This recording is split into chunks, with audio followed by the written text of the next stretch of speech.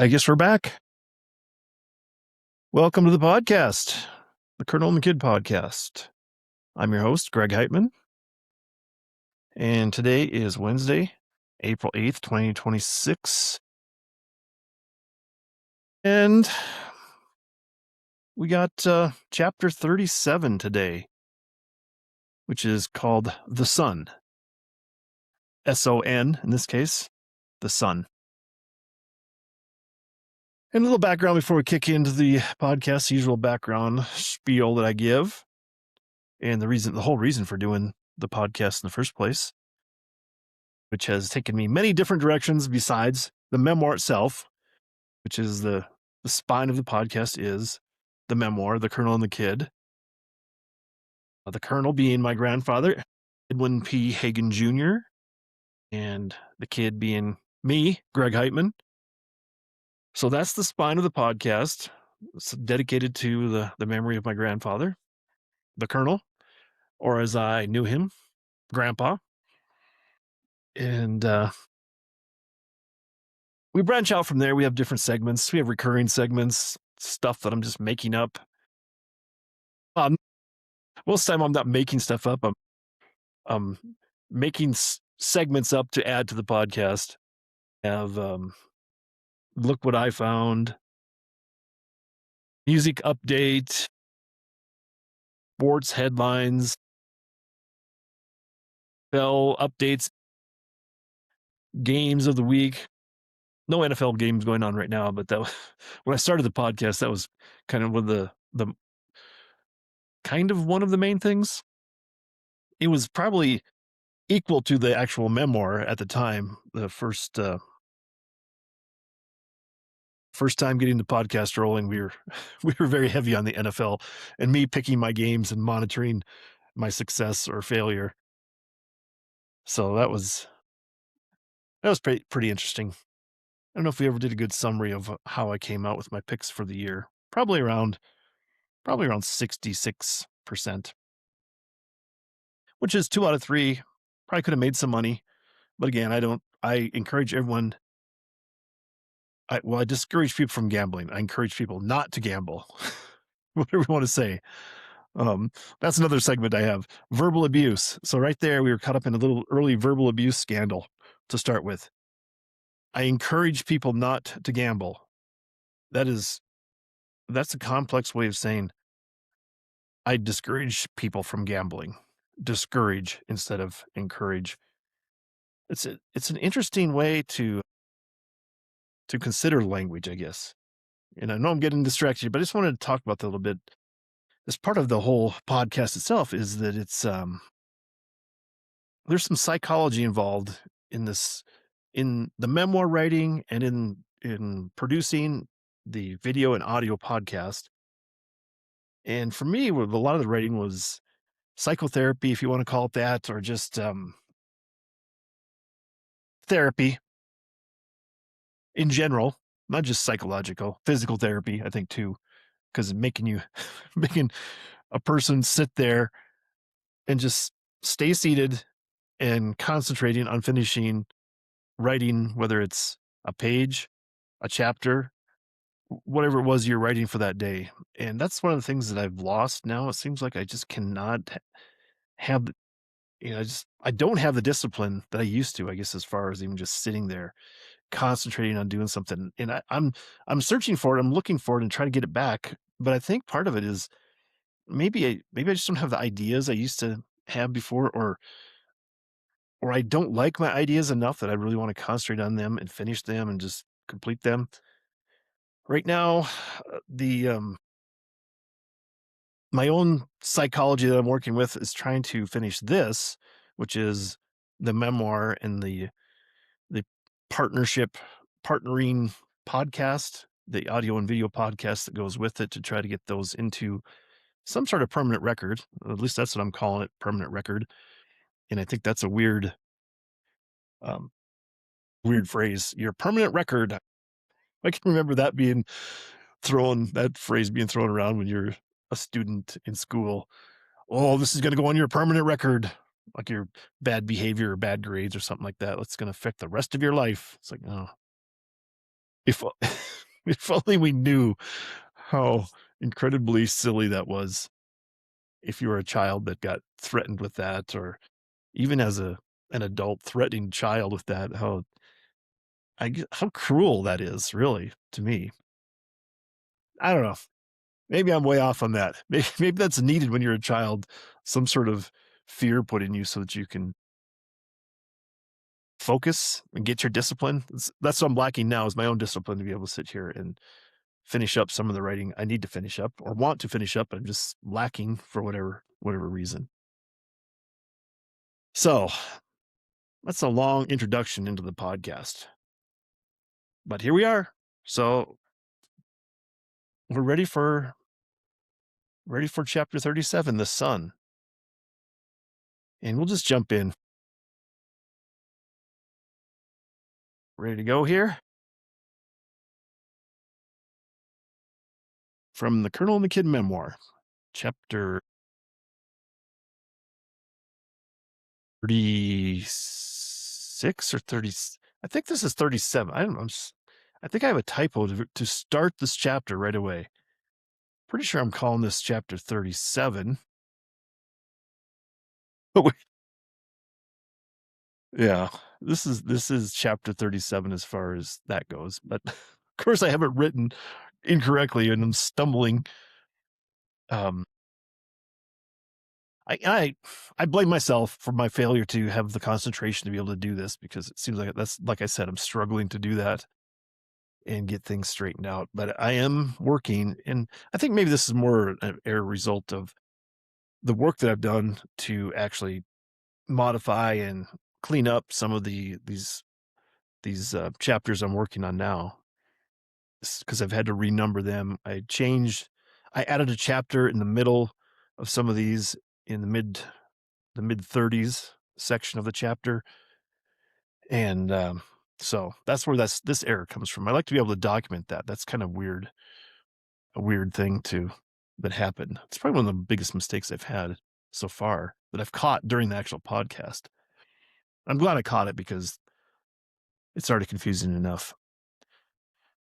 But what we're shooting for, before we actually get this chapter read into the record, I think what I'm trying to do is I'm going to get through chapter 40 recorded and put together, and then I'm going to put that, I'm going to compile those chapters, and I put that up into Kindle and actually publish it just on the Kindle version of the memoir, which will be volume 2, chapters 21 through 40. And then I have to finish chapters 41 through 60. So there'll be 3 volumes, 20 chapters each, 60 chapters total. And we'll have those in the record eventually, I think by the end of this year. Before the end of this year, I'm pretty sure I'll have all that done. And I think that'll be a pretty good feeling for me to have that completion, that milestone reached of getting those chapters completed, and this podcast well underway, because that'll probably mostly wrap up the memoir part of the podcast. I think I'm still going to call it the Colonel and the Kid, and go back. The plan is, my vision for the podcast will be to go back and start over with the chapters, not to read them into the record again, but just talk about them from a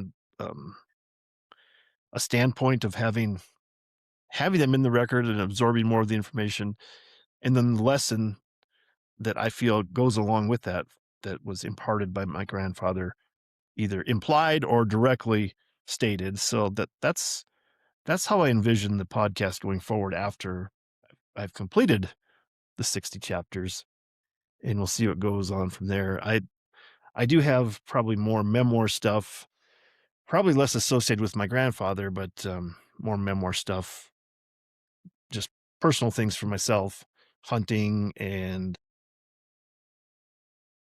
career, creative stuff that I want to talk about and put into the record. So That's the vision for the future. And again, sidetracked. Sidetracked 10 minutes later, we're going to get the chapter read into the record. Okay, so this is the Colonel and the Kid memoir, chapter 37, The Sun. And as always, we start with a quote. Quote, "Great men are not born, but molded by their fathers and their fathers before them." End quote. And that quote is unknown. So another one of the quotes that I've had struck upon, and it has no attribution to anybody in particular, but it's I thought it was a good one. Came across that with for this chapter for the sun, and I think it'll sink in a little more once I start the chapter, and you can get a gist of what this chapter is about and what it means. To the chapter. I got the call on January 1st, 2021, about 11:20 a.m. Mountain Standard Time. I was out for a walk, just heading home, a couple blocks away from my house. Grady was on the line of my cell phone. "I have some bad news. Dad passed away." "Really?" I replied. I was in complete denial, not understanding the words. This was supposed to be a new year, a fresh start from the hellish 2020 that had gripped the world in misery with the pandemic. But no, here I was with my head spinning from the news. "I'll be there as soon as I can." I heard the words from my mouth. It was an out-of-body experience. My father's death came with minimal warning, and it is still surreal to me almost a month later as I resume writing this memoir. You question your priorities when death strikes close to home. Things don't go back to normal. There's a new normal. Any normal for me includes getting back to my mission of recording my grandpa's impact on my life. This is a document I want to share with my family, especially my mom. There is a running clock. There was a passing thought that I would never finish this homage to Grandpa. That idea quickly evaporated. I especially want my mom to know how important Grandpa was to me. At the same time, there is an unspoken conflict. Doesn't my glowing praise of my grandpa diminish my dad's role? I'll be as blunt as I can. No. Whatever influence Grandpa had on my life, my dad's impact was tenfold. That is just the way it is. For me, anyway. Grandparents get the glory. Parents do the dirty work of raising the kids. Gary Heitmann, my dad, was the son Ed Hagen Jr. never had. They were friends for almost 50 years. They hunted pheasants together many, many times. During the down years of pheasant numbers in the northeast part of the state, they traveled to south central South Dakota for a guy's getaway with some other men to shoot roosters and blow off steam. And here we have the first photograph of the chapter. And I'll read the caption, then describe. The caption reads, "Grandpa stands behind my dad as they pose for a post-pheasant hunt photo in Falk County in October 1996. So I'll try to describe this photo a little bit. And it's a photo that's cropped. It was a whole, I'm pretty sure I took this photo with the 35 millimeter camera that I had basically co-opted from my dad at some point. And this is a photo of the whole group with all the roosters laid out in the back on the tailgate of the truck, Grady's truck. And my dad is kneeling down, leaning with his elbow on the tailgate, and directly behind my dad is Grandpa, the Colonel, Ed Hagen Jr., and they're both looking at the camera, and my dad's kind of looking. They're kind of, they're facing to the west, and the sun's getting ready to go down. It's still probably late afternoon, so the sun's kind of in their eyes a little bit, and they both have their bulb caps pulled down a little bit, and their eyes are shaded, but so it's kind of I think a little bit harder to see from the way the picture's being taken. My grandpa's standing there with his elbow on the rail of the bed of the truck, and behind him, the passenger door is open. And my dad's got a red flannel shirt on and his hunting pants, brown hunting pants with some brush protection for walking through all the weeds and stuff. And grandpa behind him, I think he's got blue jeans on and kind of like a reddish zip up hooded sweatshirt. And my dad's got like a white baseball cap and grandpa's got like a blaze orange baseball cap.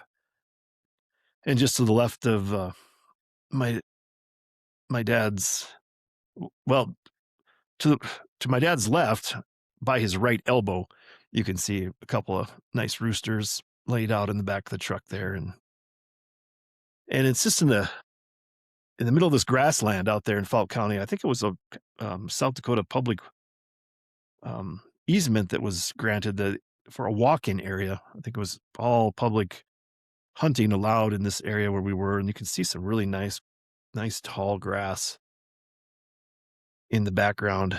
And we're parked on, I guess, probably just a trail, two rut trail in the area.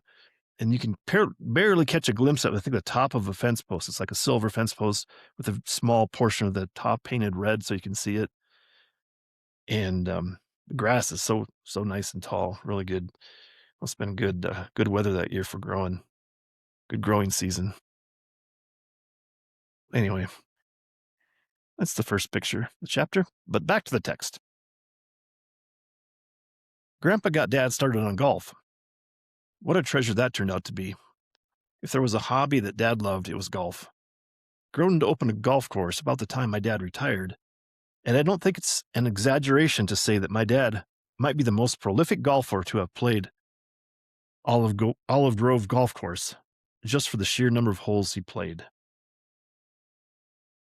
And then we have the second photo of the chapter, and this is a photo.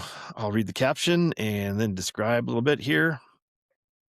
And the caption reads, my dad tees off on the first hole of Olive Grove Golf Course in Groton, South Dakota, circa 1995. I would venture to say that golf was one of my dad's top 5 favorite things in the world. And so the picture, I think I had some pictures of this golf outing earlier in the memoir, but this one particular photograph, it's from the first tee box there, looking out towards most of the golf course, and it's really an overcast, cloudy day, low hanging clouds. Looks like it could be just raining any second. And my dad's wearing a white sweatshirt and blue jeans and golf shoes, and it's an action photo where he's taking the drive and he's just made contact with the ball. Looks like he's using an orange golf ball because it's just this blur going up into the air. And you can really see the namesake Russian olive trees for the Olive Grove Golf Course there in Groton. It looks good. Everything's very green and lush. Course looks like it's in real good shape. Very appropriate picture for this chapter. Back to the chapter. My favorite father-in-law, son-in-law stereotypical joke involved the ladder that Grandpa owed my dad. My mom and dad eloped. No big, expensive wedding for father of the bride to pay for. Every so often, the reference to the ladder might come up in casual conversation as Mom tells the story. Dad graduated from South Dakota State University, and the next day, they eloped. Over to Minnesota, Gary and Carolee traveled to tie the knot with just a couple of friends as witnesses. When my mom called her parents to inform them, the response from my grandma and grandpa still gives me a chuckle. Hi, Mom, Carolee replied through the phone upon hearing Grandma answer the phone. Where are you? It's late, Grandma gruffly responded. Gary and I eloped. We got married, Carolee continued. You did not. You get home right now, Grandma ordered. And we have the pictures, wedding pictures of my mom and dad, and I'll read the caption and describe the two pictures. Photos of my mom and dad, Carolee and Gary, on their wedding day, June 4th, 1963. And I hope that's the correct date because I'm pretty sure it's June 4th, but I think I have a typo on this photo. I think June 3rd is actually, I think it's AJ's birthday, my nephew, Garrett's son. And I think June 4th is actually their wedding day, June 4th, 1963. So hopefully I get that figured out. But to describe the photos a little bit, the photo one, there's two photos that I have for this memoir. First photo is my mom and dad, and they just look so so young. It's fascinating to see these photos. 1963 photo. It's, you know, 63 years ago now. And my mom, the color photos, so that's really cool to have. And my mom's wearing a pink dress, and she's got big corsage, white and pink corsage.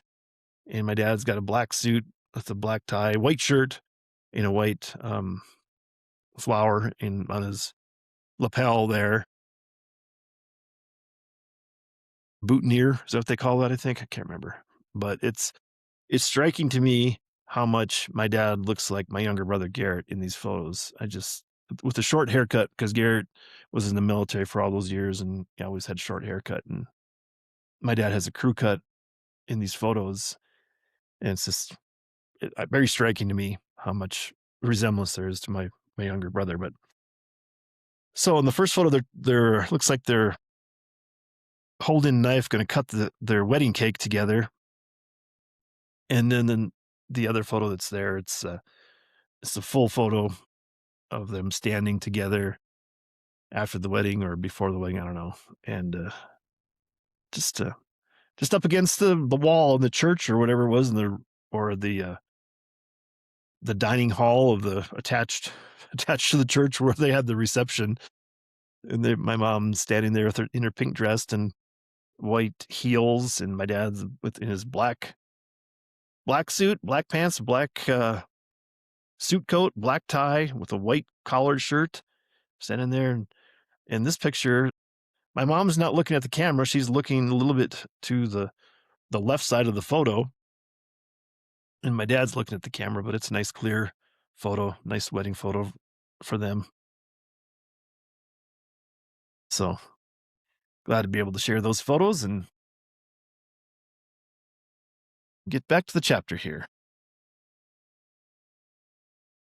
Still funny all these years later. Parents never stop trying to protect their children, and grandparents never stop spoiling grandchildren, much to the chagrin of the parents squeezed on both sides of the equation. And I add parenthetically here about the ladder. Maybe some people don't understand that. Maybe that's kind of an older thing where the ladder was a symbol of eloping, where a man could get a ladder and bring it to his fiance's house and have her climb down out the window of the two-story house, and that's the ladder was tied forever to eloping and getting married with, kind of on the sly, I guess, not having a big ceremony and a big to do, but you just kind of do it under the radar and under the noses of the parents, I guess, so to speak, to secretly get married. So that's the story of the ladder, the joke about the ladder that would come up where my grandpa owed my dad a ladder because of the elopement, saving my grandpa a bunch of money from having to pay for a big wedding for the daughter. Anyway, but back to the chapter. Maybe Grandpa was initially upset with my dad for stealing his daughter away, but Grandpa never held a grudge. My dad and my grandpa were friends. Both had grown up with farm background, so they had a lot in common to begin with. Both men had military service. And then there were the sports. I would say a binding tie for my whole family is sports and our teams. Dad and Grandpa had the same favorite teams, so it was an easy conversation starter. How about those Vikings? Or how about those Twins? Sometimes it was a smile and an aggressive nod. Most of the time it was a shake of the head, a rolling of the eyes, and a shrug of the shoulders regarding the standings of the teams. There's always next year. Of course, there were the high school sports, particularly boys basketball, to discuss, as previously noted. I can only imagine the stories that Dad and Grandpa didn't share regarding the State B boys basketball tournament and the bar hopping gambling they did. I am personally unaware of any harsh words Dad and Grandpa exchanged. Dad and Grandpa also had their hunting together, particularly hunting for pheasants. I don't have enough photos of the old days to feel fully satisfied with that record and its completion. It is quite the contrast to today's society where a cell phone can snap a photo or 1,000 photos at the drop of a hat and preserve the moment forever. We are saturating our storage capabilities with all the photos we take. I note that we are also losing the moment and losing the enjoyment of living in that moment with our anxiousness to preserve it with photos and videos available to record everything right at our fingertips. The photos of bygone days are that much more treasured in my eye. They are rare and special relative to these times. And I have a final photo for the chapter, and I'll read the caption here and then try to describe. My dad and grandpa relaxed during Christmas, circa 1975. My dad was 38 years old, and my grandpa would have been 56 years old at this time.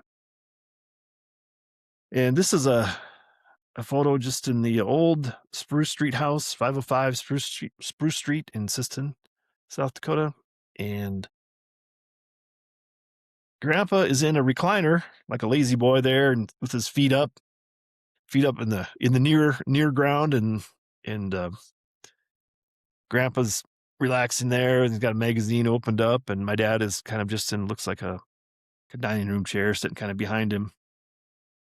And they're both looking at the camera, kind of a little bit surprised expression. Someone's taking their picture, I guess, and not sure who took it, but very thankful that they captured this photo of my dad and my grandfather. It just, I guess sitting there having a conversation. I don't think there was a TV in that room, so they're just sitting there, just, I guess, passing some time. Maybe it was, maybe it was waiting for Christmas presents to be passed out and opened up, but I don't know. My grandpa's wearing that, I think that's the vest he was wearing in an earlier photo I had described, I think when he was up in Belcourt. And he's got blue jeans and gray socks. He's got like a white long sleeve collared shirt, a long, like a rugby shirt, I guess you'd call it. It's a long sleeve polo shirt. My dad's got a button up, like pearl snap Western short sleeve shirt. And I say it's Christmas time because I think there's behind them is a wreath. And if I remember correctly, I'm going back, I'm digging down deep, and maybe my mom can attest to this or correct me, but in on the wall, or maybe it's hanging from the chain for the light, uh, there's a there's a wreath, and I'm pretty sure that wreath is made from a hanger, like a wire metal hanger that's been straightened into an oval, and then the wreath part, instead of like greenery, it's actually just the old green garbage bags that was cut into strips and then tied to the wire hanger, and it looks like an evergreen, or it's greenish like a wreath would be, and then they've added a couple of red blotches on there. But I think my mom made a whole bunch of those when we were in Belk. I'm pretty sure we lived in, well, I think it was Rolla, actually, Rolla, North Dakota. And that was the thing for that year. It must have come out maybe in some magazine or something that you could make these decorative wreaths. And I remember I helped. I think it was child labor, and my mom wanted them for gifts for people, and I had to help make them. And I remember trying to cut these plastic garbage bags into the strips. And it was hard to cut them because that plastic would not, it was just very difficult to cut for whatever reason. And then I remember tying tons of those little strips. They were just knotted on there. You just do like a little double knot. onto those wire hangers, and it took a ton of them to fill up the whole hanger.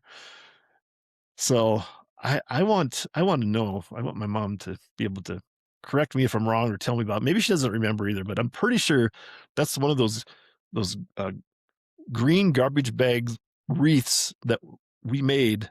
I helped make at that holiday season in 1975. I guess I'd have been about 6 years old. It probably sounds about right, and probably wasn't the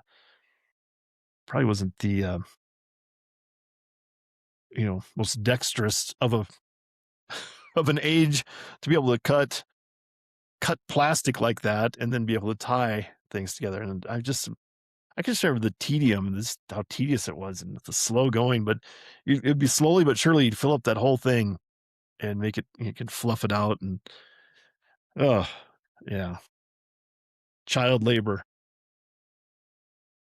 I had to earn my keep, I guess, and maybe I was a good enough boy to get some gifts that year. And then I wanted to comment on the caption here too because it's coincidental that from the photo that I said it's circa 1975, which would my dad would have been 38 at that time, and my grandpa would have been 56, and I'm 57 now. It's so strange. It's almost haunting to think that okay, at that time, grandpa was as old as I am now. It's so weird. It's so just weird to me to think about that. So, because I was in 1975, I was 6 years old. So we're talking 50, let's say just to call it an even 50 years. 50 years has gone by. And I have this weird mixed feelings about how long ago that seems, but at the same time, I can picture some of the events as clear as day. And and while I while I say that I picture the events as clear as day, I end up questioning everything of of my recall on these things and my memory is like, is this stuff that I'm writing and talking about, is it true? I mean, is it real? Or am I just embellishing a lot of stuff or do I have false memories of it? I don't think I do. I think it's all correct or mostly correct. Mostly. I would say more than 90th percentile, 95%. But if someone brought evidence to me and say, "No, you're totally wrong. You screwed that all up," I would say, I'm not surprised. Guilty as charged, if that's a thing. I mean, guilty of what crime in this case? Anyway, I just thought that was a good coincidence to point out about the age of my grandfather. And I'd be curious to to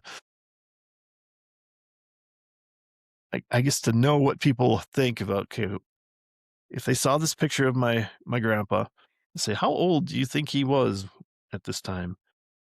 Because in my mind, or my mind's eye and what I envision of him, he looks older than that. He looks like he's gotta be in his mid-60s, mid to late 60s, but I don't know, I guess when he hit that age, he sort of looked the same to me. I guess my whole life when I was a kid,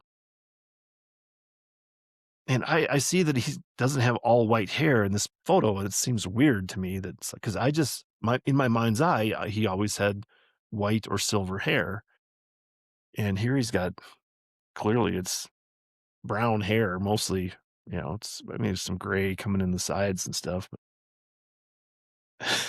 I don't know. He seems older to me than what 56 years old should be at the time. Hopefully, I've done the math right, but double check that.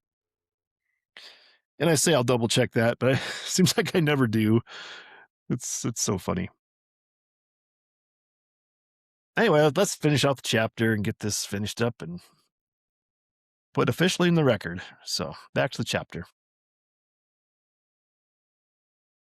Sometimes it just hits me out of the blue that we are all mere mortals and time marches on. Two great men, my dad, Gary Heitmann, and my grandfather, Edwin Hagen Jr., exemplary role models for me, are gone now. The torch has been officially passed. And that's it. That's the end of the chapter. And as always, got to end the chapter with a quote. And this is a real good quote. Came to appreciate this more and more. And I appreciate it. I continue to appreciate it more and more. And the quote is, quote, "The older I get, the smarter my father seems to get," end quote. And that's from Tim Russert, who was NBC News host of Meet the Press for many years. He died suddenly and unexpectedly of a heart attack, fairly young. I don't know if he was even 60, maybe his early 60s, and passed away while still the host of that. And I don't think they ever did find a decent replacement host for that show. And that show just pretty much totally collapsed, I think, as far as viewership after Tim Russert left. But the message there is so appropriate of how at least as a boy and a man, how you go through the phase of just not what do I say, underestimating your father's knowledge or whatever, however you want to say it. That I guess this is, I think it's a rite of passage. You disbelieve your dad, and you don't think they know anything because you know everything because you're young and so smart. But then the older you get, you realize, oh, I guess maybe he did know stuff. He tried to tell me, which is which is my leap back to the idea that we can't learn anything except the hard way. It seems like we can never be told something. We have to learn about it the hard way. Learn the hard lesson, as they say, with hands-on training of being wrong, because we just are in denial of our of our abilities. I don't know, maybe it's not denial of our inability. It's the the belief that that we are so smart, the overestimation of our ability. That's what it comes down to. And we just don't know. I mean, that's throughout people's lives, I think, too, that we don't know what we don't know. That sums it up basically. Anyway, Tim Russert. And I think Tim Russert wrote a book, a tribute. I don't know, maybe it was a tribute book, but just a book about his father. It's called Big Russ, I think, because his dad was there. They grew up in Buffalo, New York, big Buffalo Bills fans, and Tim Russert's son, I think he ended up being on NBC News for a while, and I think his mom was like a Hollywood screenwriter or author or something. She was in the entertainment business, so I think he had plenty of money, so he didn't need to really work. But I think it really affected him when his father passed away so young, Luke Russert. So that's a good. I do enjoy that story of Tim Russert's blue collar background and being working in politics, the political news part of it, and his quality. I guess just persona that we don't have anymore in the news business at all. It's just lost. But anyway, that's the end of the chapter. Chapter 37, The Sun.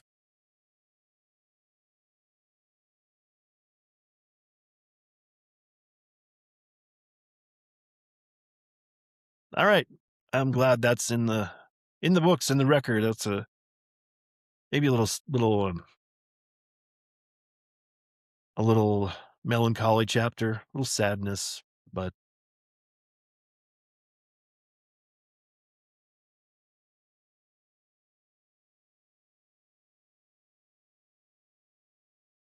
think of what the next chapter is going to be. This was 37, 38. Oh, 38. I think I don't have it edited. I got the comments back. 38's a good chapter. A lot lighter message than this chapter 37 here about my dad and my grandpa. Look forward to that next week. I think we'll get that podcast into the record and a little more lighthearted fare for that one. So, all right. There you go, people that drop off after the chapters in the record. You're free to go. And we can get to the recurring segments. 40 minutes in. So we're doing good. We're doing good. Got some good extra stuff today. And we're going to start with corrections. We already had the major correction with an error in the chapter labeling. This is also a mislabeled chapter. The podcast was mislabeled as chapter 18. And it was actually chapter 36, which was the daughters. So chapter 36 was the daughters, and chapter 37 is the son. So we got that correction. I think I got that corrected in the on the computer and in the podcast realm when you look at it and see it now. I think it's correct. I'll have to check the YouTube video on that one to see if I had that mislabeled also. So if that was mislabeled, I'll get that corrected too and get back on track with the chapters. And after today is put up on the broadcast, it'll be chapter 37. So we'll have 3 chapters left, 38, 39, and 40. And then we'll be through volume 1 and volume 2 of the memoir. And I might take a little bit of a break before we get the final 3rd volume up. I say the final original 3rd volume. That'll be the original completion of the memoir. And we possibly might add some more chapters later, but I think that'll probably be a good stopping point. Chapter 60. So anyway, that's the correction going for that, and a little bit of the glimpse of the future of the memoir and the podcast. Looking forward to getting that chapter 40 done and getting that uploaded, and people would see all the photographs in a group together in one little place, not have to watch the whole YouTube video podcast to see the photos. Anyway, moving on. Let's grab the book.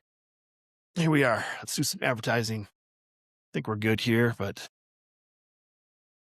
move that over. See if we can see that. There you go. Holding up the Teener Baseball book for those of you not watching the podcast.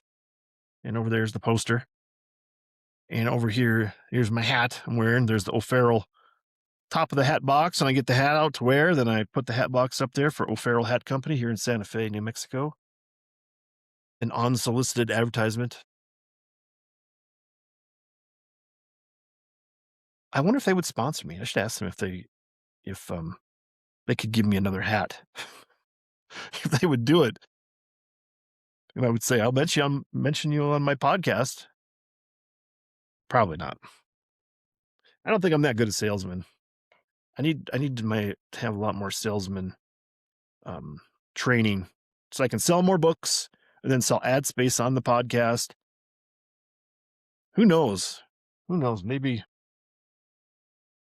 it'll take off someday. It'll be. I still hold out hopes. This would be. I think this might actually have the most commercial appeal for any of the things I've written, as far as any movie or. I mean, I guess maybe this could be an animated movie too. I could do that. That's what I always think. I think I mentioned that before, that I could picture this whole memoir as an animated series, and then even the other books I've written. I don't know. There might be some commercial appeal to those. So if you are somebody that's in the business and you want to make these into a movie, let's talk. Give you a really good deal, really good price. for the intellectual property associated with it. We can be partners. So, anyway, Teener Baseball book available, springtime sports update. And this is the beginning of the sports update because we did the Teener Baseball book. I will also mention, I think I'm going to try to do that for each podcast during the summer, during the baseball season. We'll talk about it. I'll give you the update for the Twins record. Twins are 5 wins, 6 losses on the year, which is better. Believe it or not, this is a better record than I imagined they would have. I was thinking if they win, at a 33 and 1/3% rate, that they'd be doing good.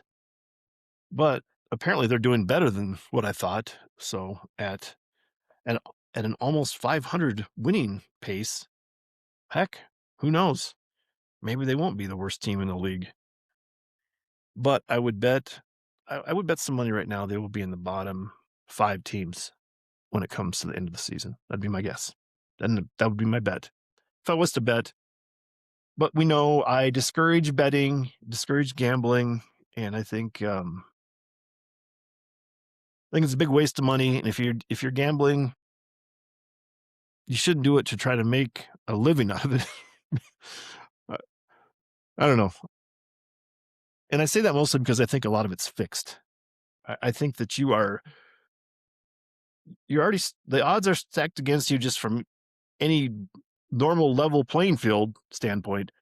But I think a lot of this stuff is already rigged for certain outcomes, for certain profit margins, for advertising, again, for TV rights, whatever you want to call it. It's about the money. It's not about the competition, whatever sport it is, including the continuing sports headline update of the NCAA college basketball tournaments, the college championships. So Michigan Wolverines won the men's basketball championship for the NCAA, and UCLA is the champion for the women's basketball this year. And interestingly enough, in this case, the stats that I heard were it was the first Big Ten men's basketball championship since the year 2000, and the first championship for Michigan in 37 years. So a long time. But then if you look at the UCLA women's basketball team, they'd never been to the Final Four in the modern times since, let's say, like 1977. And it was their first ever championship for UCLA women, as opposed to the UCLA men's basketball, which won, I don't know, they've won 13 or 14 championships. I think it's the most by far out of any other college out there for the men's basketball. So it's really interesting. It's interesting March Madness tournament. I enjoyed it pretty much for the most part, probably more than I have in a few years. I think there was some decent basketball overall, but I did hear a comment on the women's Final Four, some basketball writer. I won't say his name because I think people would attack him for saying something about women's basketball because, if you're a man, then you're automatically discredited because you're a sexist if you say anything negative about women's basketball. But he said the women's Final Four and championship game set women's basketball back 50 years because it was such terrible basketball and just completely non-competitive. UCLA beat South Carolina in the women's championship by 30 or something like that. It wasn't even close. I think it was 30 points at halftime, and it was just like basically, okay, let's just get the game over with after halftime. So I don't know. I don't want to be negative about that, but that's just kind of a commentary to me. I didn't say that. I'm just reporting what I heard about that in pretty much an objective manner in my mind, I guess, about the play. And the men's championship too was terrible shooting. They just couldn't. Neither team could shoot the ball very well. I think they shot 30%, in the low 30% for the game for each team, it was very low scoring. I think it ended up being 69-63 final. and just I don't know. I don't know if that's attributed to like they're playing in a football stadium, a big cavernous arena where it's just maybe a little harder to judge distances because you're just not used to the proportions of the building. That'd be an interesting little research project to see what the shooting percentage is in a big dome-like stadium versus arena. Let's say you have one of the most famous championships in the NCAA men's basketball was right here in New Mexico at the pit, they call it, in Albuquerque, and that was North Carolina State upset over Houston Rockets, and that was like 1983, I believe. So think about that. That's like a 20,000 seat arena. It's this beautiful arena. I just love going there to see basketball games because it's very steep and you can see every seat in that building is great. You can just see the floor so well. And I just have no desire to even go to like a NCAA Final Four because they're in a dome. I mean, you can't. You're so far away from the action that it's just why would you even go? I mean, you're going to watch it probably on the big screens above the actual floor of the arena. So why would you go to watch it on a screen when you can just sit comfortably in your house, not to deal with the crowds and the parking and all other problems, expense? I don't have that desire. I mean, if they had a championship game at the pit, I might consider trying to go. And for a moment anyway, until probably ticket prices would come out, they'd be like $1,000 a ticket. It's like, no, I'm not doing I'm not doing that. So anyway, moving on a little bit, I do consider this a culture. Um, like the main theme of this podcast in the category when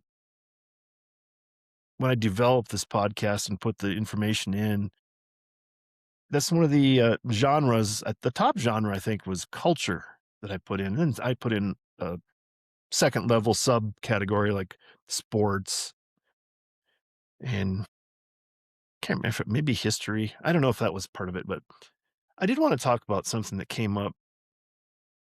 Talked about the women's basketball and this is like a cultural thing too, and I think it's appropriate to talk about. But I found this just more of like a curiosity or like a psychological questioning um, subject that struck me, and this was a topic at our supper table. It's basically like in the women's basketball. You can probably overlay that with some women college sports and women's professional sports. I guess it's women's. I don't know the women's sports that are professional. I guess mostly the WNBA. That's one of the biggest things. So the question at the supper table was, do lesbians gravitate towards basketball, or does playing basketball as a woman tip you towards lesbianism? And this was an outrageous question for some people at the supper table. They just couldn't believe that how could your mind even go there and even talk about this subject? I don't know. I guess maybe I do have a little warped ideas in my head that are more statistical curiosities, I guess, of what goes on and the psychology of I'm not trying to have a negative connotation of homosexuality or anything like that. I'm just wondering about the idea that for especially in women's sports,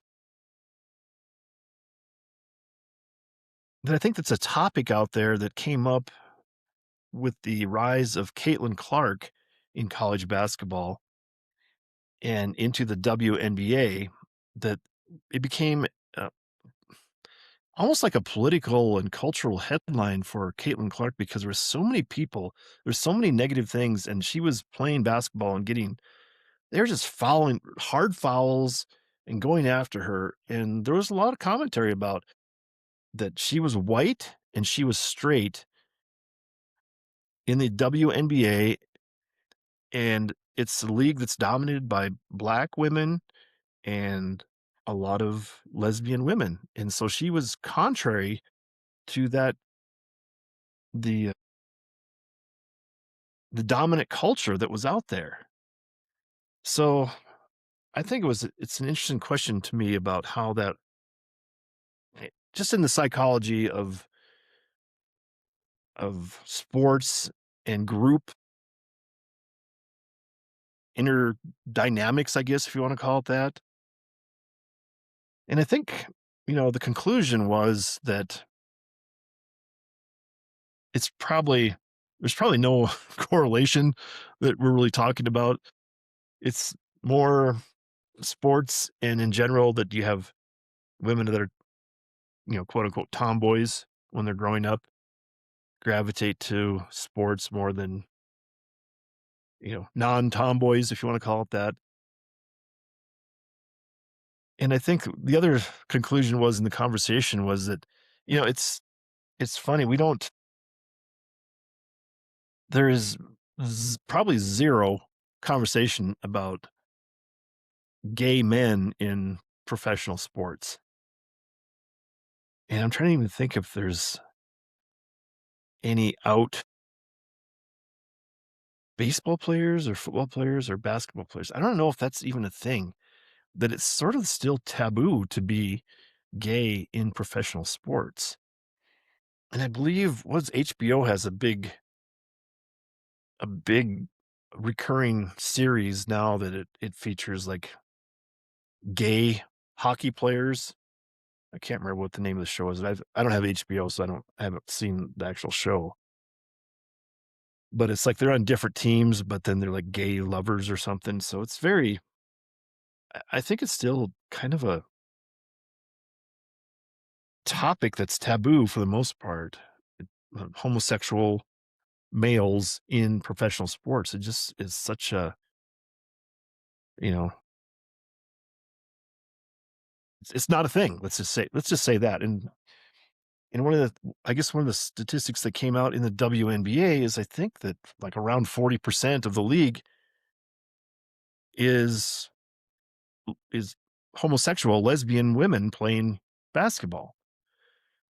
And I'm not judging that or saying there's anything wrong with it. I'm just saying that that's just the way it is, and that's just what's reported. There might be some underlying. The, the actual statistical number might be higher because that's what's reported.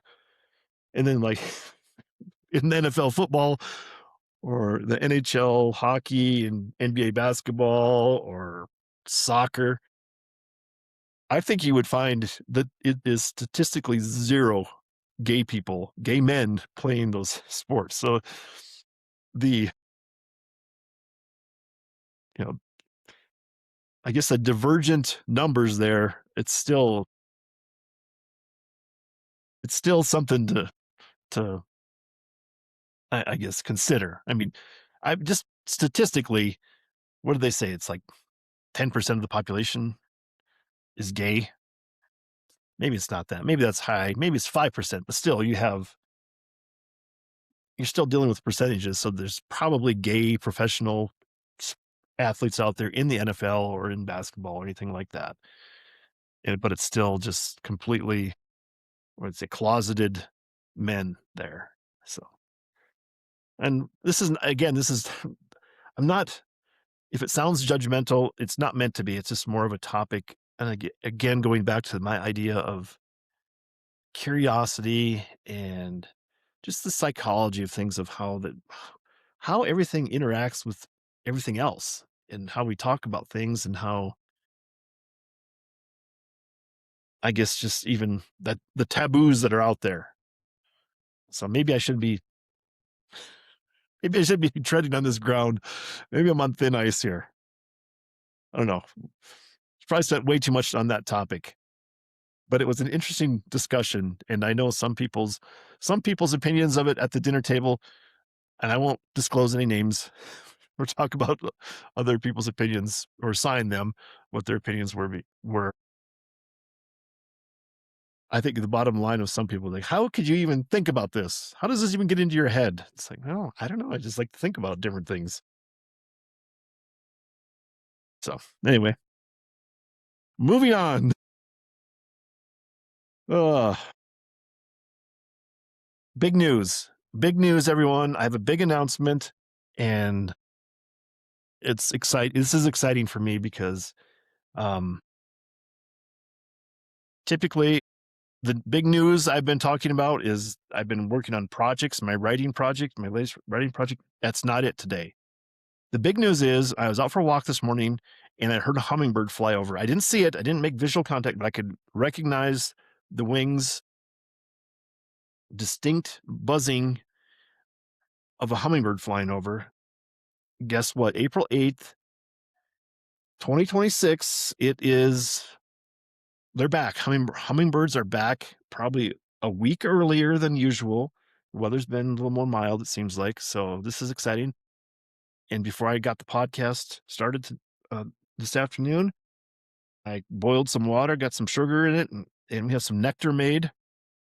And I wanted to do that and get that cooling down so that I could set that out after the podcast is done. I wanted to cool off. I have my hummingbird feeder. I'll get that set out. And it's one of my favorite things in the world is the hummingbirds coming in. And I hang the hummingbird feeder just outside my patio door here, and I could see them come in and just know that we're in for the next season of our life, and just enjoy seeing them. They're such a cool and unusual bird, and I enjoy all birds pretty much, but hummingbirds are just fascinating to me. And I never really paid much attention to them until I moved to New Mexico, and the owner of the house, um, I bought the house from the guy. It was for sale by owner, and he left a hummingbird feeder here, and I said, "Oh, I'll try it out." I put it out there on my patio, and next thing I know, and 20 22 years later, still feeding hummingbirds, and I get excited about seeing them come back every spring. It's just it's like a rite of passage. It means spring is officially here as far as the birding season goes, and summer's right around the corner, and it's so cool. It's cool seeing them.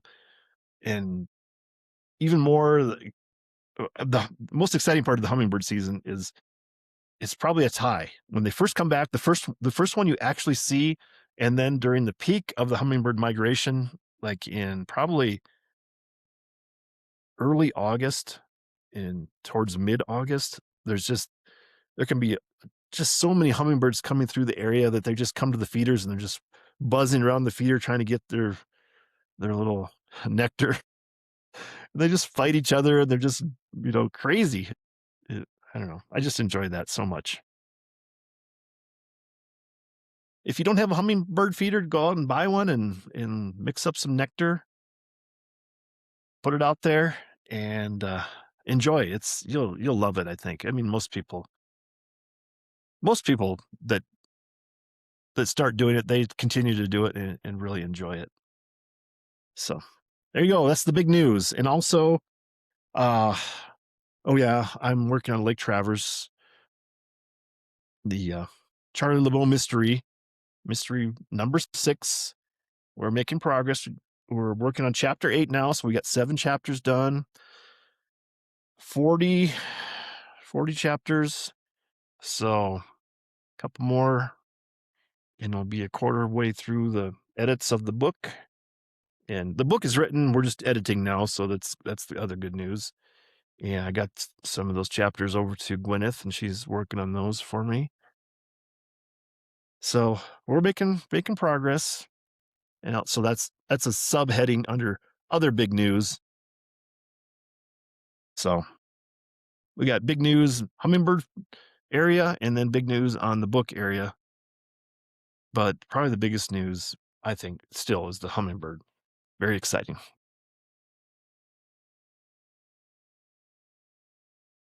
And speaking of birds and flying, I have a music update too, just a quick little update, a quick discussion on something that struck me the other day. And I guess it's been kind of in the back of my mind, but I finally wrote it down and wanted to get to it on the podcast and bring it up and let people talk about it, put it out there in the ether for discussion. And that is fly. I put together a musical list. I haven't written the actual segment about it, but I did put together on my playlist a musical list called The Fly List, but it was inspired by the same title of a song. Well, it's not the exact same title. It's similar titles, two exact and one similar that I was lumping together in the classic rock genre. I just wanted to bring it up and throw it out there for people to discuss. So the song the song is, the title is called, quote, Learning to Fly, end quote. So there's two songs that are exactly that title, one by Tom Petty, one by Pink Floyd. Totally different musical melodies, everything. There's nothing similar at all other than the title and the use of Learning to Fly lyric in there. And then the Foo Fighters, more of a modern rock band, they have a song Learn to Fly. I mean, absolutely totally different melody and everything from the other two, but I lumped them in there because I always think of them kind of the same thing, Learn to Fly. And Foo Fighters, and many of you probably know this if you're listening to this, you probably already know this, but Foo Fighters are led by Dave Grohl, who was a member of Nirvana. So you have that lineage there of a couple of major, musical powerhouses. Let's say Foo Fighters are very popular by themselves, but Nirvana was hugely popular. Kurt Cobain and Dave Grohl played drums for Nirvana. So you got that hooked into all this stuff. But I did put together the full list of the full musical list of the Fly list, and I'll probably write that up eventually here. I'm not in a big hurry to do that. I have a lot of their lists I can go over. But I just put it together like there's one of the big songs that came to mind that fits into the Fly list, which is, uses the word fly in the title, and that is Fly Me to the Moon, big Frank Sinatra hit song. And I don't know, I think there was like 45 songs I put into my list. I don't remember other ones. There was Fly by Sugar Ray, but most people don't know that song, but Fly Me to the Moon, pretty much everybody knows that one. I think if you have any musical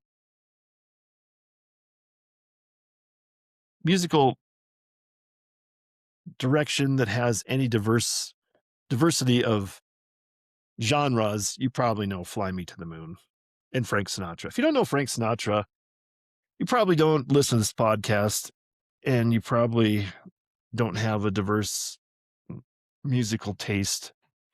And that's not a criticism. That's just the way it is, that I think. So anyway, there's a little taste of the Fly list and Learning to Fly. Check those songs out if you don't know them or aren't familiar with them. Help round out your background in music somewhat. That's it for the music update. It's a pretty good update. I thought it was very worthwhile. So I have two other things, and one of them is a recurring segment that I like. I don't know if anybody else likes it, but it's called Look What I Found. Some of you maybe remember that I found this King of Diamonds playing card on the street a while back. And if you're just listening to this, I'm holding up the card that I found. It's a King of Diamonds, and it's the man with the axe, because he's holding an axe. I thought it was a sword right away. I didn't even see the blade on there, the little axe blade. But it's a King of Diamonds, and it's got a red background. And I bring that up because I found that. And so look what I found. And I should look what I found. Put my finger up in the air for those watching. And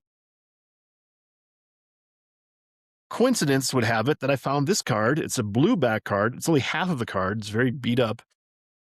but it is also the king of diamonds. I don't know. I don't find playing cards very much when I'm out just walking the trail and just getting some exercise and stuff. But for some weird reason, I found a king of diamonds with a red back card, and then the king of diamonds with a blue back card that was ripped in half.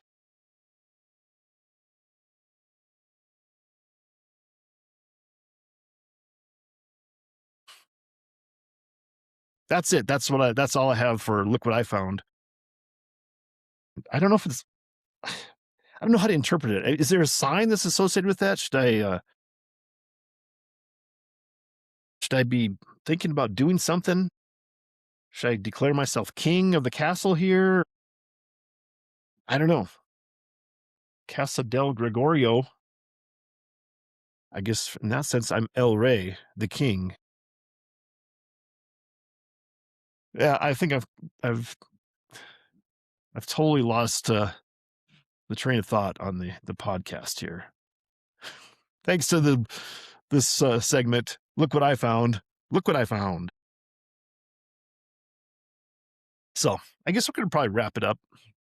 But I wanted to wrap up with something that was very strange to me, but very interesting.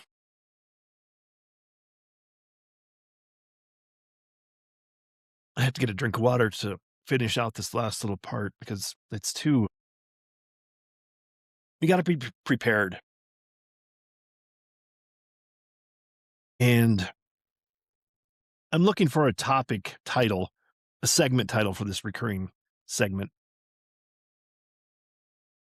And I thought, this is crazy fascinating to me. So I was going to combine those words into either the topic would be called phrasenating or phrasy. So you combine those words to fascinating and crazy combined. You get crazinating or phrasy. So I don't know. Maybe we can take a vote and see which one has better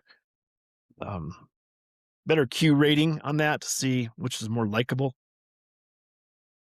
But the topic today in this crazy fascinating thing that I don't know. I don't know if people appreciate it. I thought it was interesting. And it's based really on Joe Rogan experience, which is Joe Rogan's podcast. And Joe Rogan, he's by far and away the top podcaster in the world. Well, in this country at least. I would say the world because I think everyone looks at the United States as something special and follows our lead, and he's the leader in this country as far as podcasting. So he gets, I mean, pretty much anybody that he wants, he can ask them to come on his podcast and talk, and they will. And they usually talk a long time. I don't know if he has any podcasts. I'm sure he does. Most of his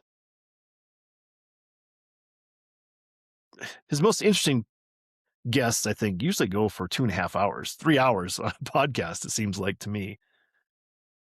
And the topic of the podcast and the reference that I'm going to make here and the suggestion I'm going to give you is based on, it's all coming from Joe Rogan's podcast. And it was a guest that he had on in 2019. And Joe Rogan, talked about this guest coming on, that it was the most viewed podcast that he's ever had. It was in 2019. And it was a guy by the name of Bob Lazar.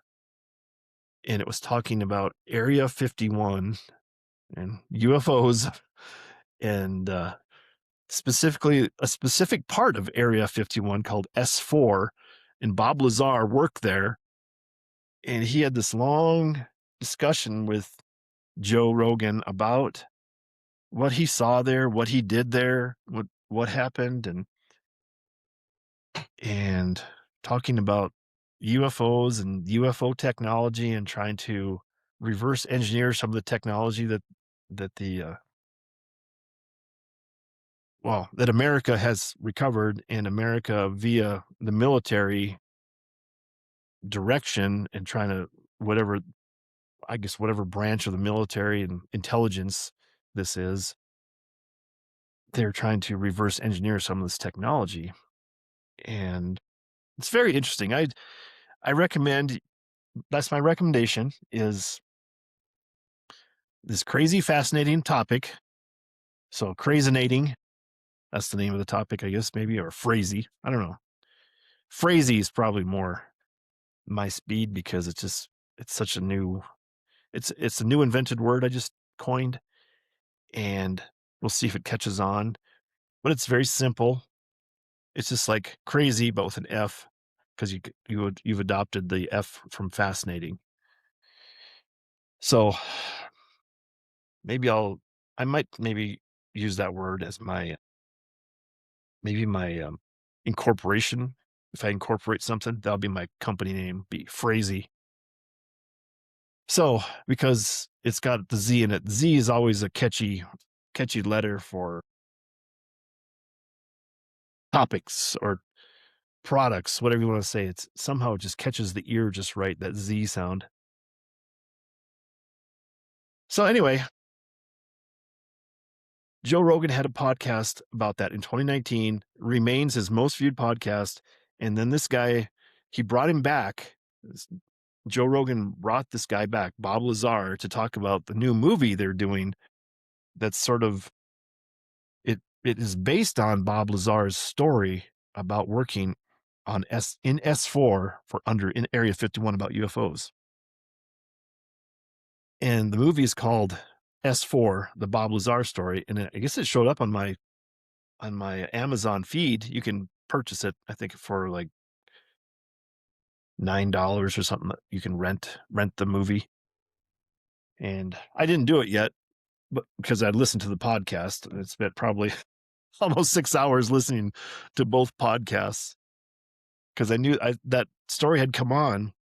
The latest one had come on Joe's podcasting notification, and it came up, and he had started talking about this was the most listened to podcast ever. So I stopped it, and then I went and searched for the original one from 2019. I listened to that one first, then I listened to the modern one that talks about making the movie and describing the story again. And it is it is amazing. It's amazing stuff to listen to anyway. And I'm gonna consider renting the movie, and I might just wait till it comes out for free, depending on which site it comes out on. If it's on Amazon, then I get it. I already subscribed to Amazon Prime, so maybe in a month or two it'll be free for me on there. So we'll see how it goes. But that's my recommendation. S4 colon the Bob Lazar story, and Lazar is Lazar. One of the things that hooked me into this whole story too, talking about Bob Lazar, is that he was actually a physicist and he worked at Los Alamos here, just whatever that is, 40 miles away by vehicle. Probably only 25 miles as the crow flies from where I live right now. But you got to go you can't get there directly either because there's a big ravine in the way. The Rio Grande River's in the way, so you have to got to go north and then go back southeast to follow the river, get up in the mountains where the secret lab Los Alamos was when they were developing, atomic weapons back for World War II. Bob Lazar actually worked there, and he was a physicist working on some stuff, and it's kind of a local story, I guess, to me, that he ended up, I guess he was noticed and documented in the Los Alamos newspaper back in the 1989, late 1980s. He was in his mid 20s, late 20s, and he put a jet engine on his his Honda Civic or whatever it was, Honda Accord, whatever car he had back then. He put a jet engine in it to get to work. That was his car.